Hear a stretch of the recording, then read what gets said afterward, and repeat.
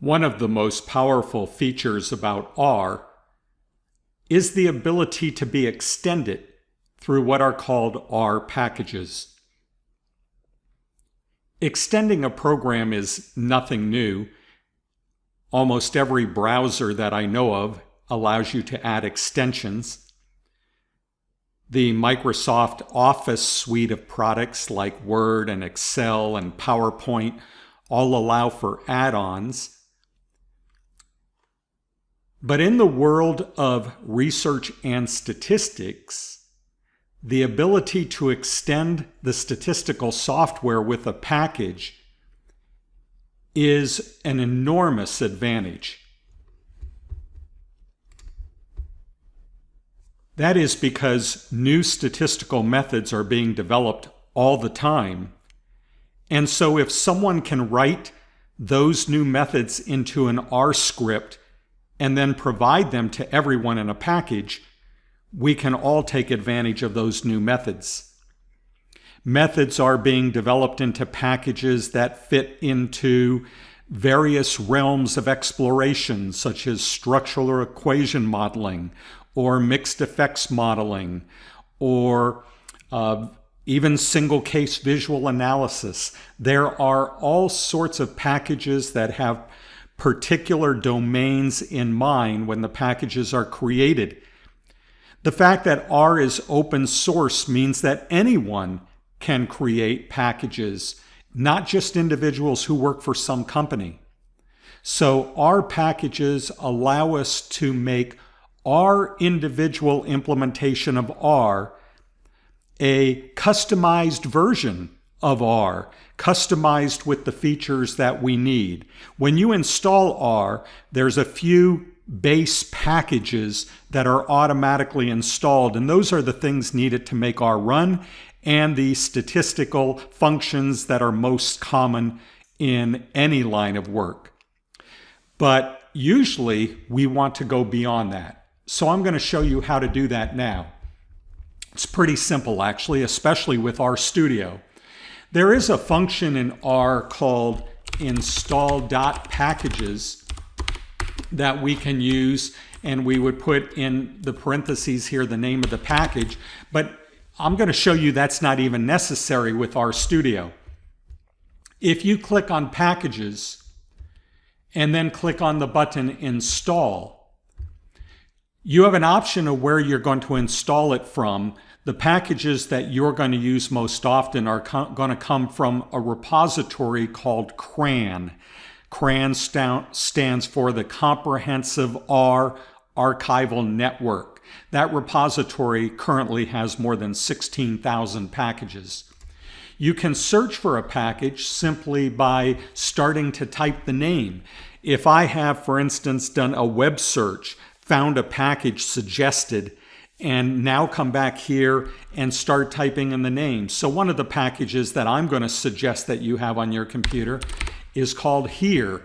So I'm going to click on Here, and I want to make sure that this is checked where it says Install Dependencies.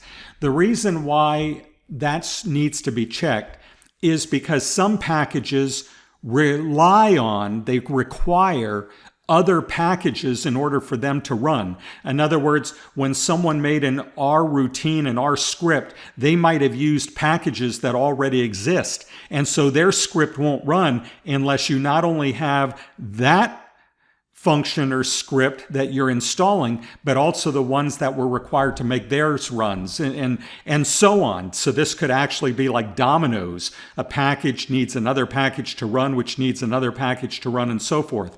If you check install dependencies, R will make sure that it is including everything needed for it to run. So I'm going to click install.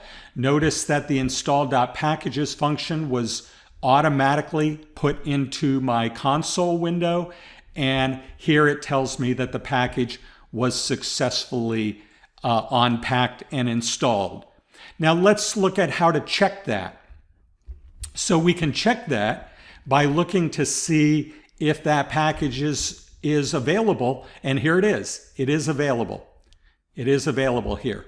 Now sometimes we'll see packages with a little check mark next to them. Here's one. It's called base, and that has a little check mark next to it. Let's see if I can see any others. Here's one called data sets. That's got a little check mark next to it.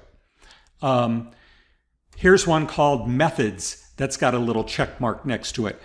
So what is the difference between a package being listed here and not having a check mark? Well, when you install a package, you're not loading it into R. You have to do that on purpose. So you're installing it on your computer, but when you start up RStudio, that package is not automatically started unless you tell it to. Now, you might think that's a bit of a nuisance, but actually that's a very good thing. Look at all the packages I have. Look at them. A ton of them. So now suppose that every time I started R, all those packages were loaded. For one thing, I'd have to sit here twiddling my thumbs. For another thing, R would become really bloated on my computer. It would take a huge amount of memory. I don't need all those packages at once. I just need them sometimes. So the way we handle that is when we want to load a particular package, like I just installed the here package, and I'm going to tell you about the here package in the next video. For now, it's just understand that there's this package called here, and that's what we're installing. When I type in library and then here, now it has loaded the package. Now the package is active. Let's go look at here. Remember before there was no check mark? Look at this. Now there is a check mark. That means that not only is here installed on my computer, which I can tell just by the name being there, but there's a check mark, meaning it has now been loaded into my memory so that I can draw on any of the scripts that someone wrote in here. I now can use those scripts in my work. Okay, that's really all there is to it. I'll show you one other thing. It's something I don't use very often. But if you come over here and click this little X next to at the very end, that's to remove the package. So you can uninstall it by clicking that X. This little globe here, if you click on it, it will actually open up in your web browser information about that package. Although often I will tell you that you can find better information simply by doing a web search on the package name. So if I wanted to search for here, what I would do is I would do a web search with the words R space here. And if I did that, I would get information on that package. There are two packages that I'm going to recommend that you load at the start. You might have a need to load further packages later in the course, but the two packages that I recommend you load are here, and then also a package called Tidyverse. If I go to install and type in Tidyverse, now this is a pretty big package. And so by the time I install it and the dependencies, it might take a while. But you just go ahead and wait and it will go through. In my case, it didn't take very long. That's because I already had it installed. But for you, the first time you install it, it might take a while.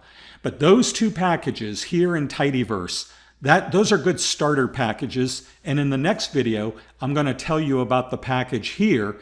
Later on in your course assignments, you'll learn more about the package Tidyverse. Okay, that's it for now. That's how easy it is to extend R with packages.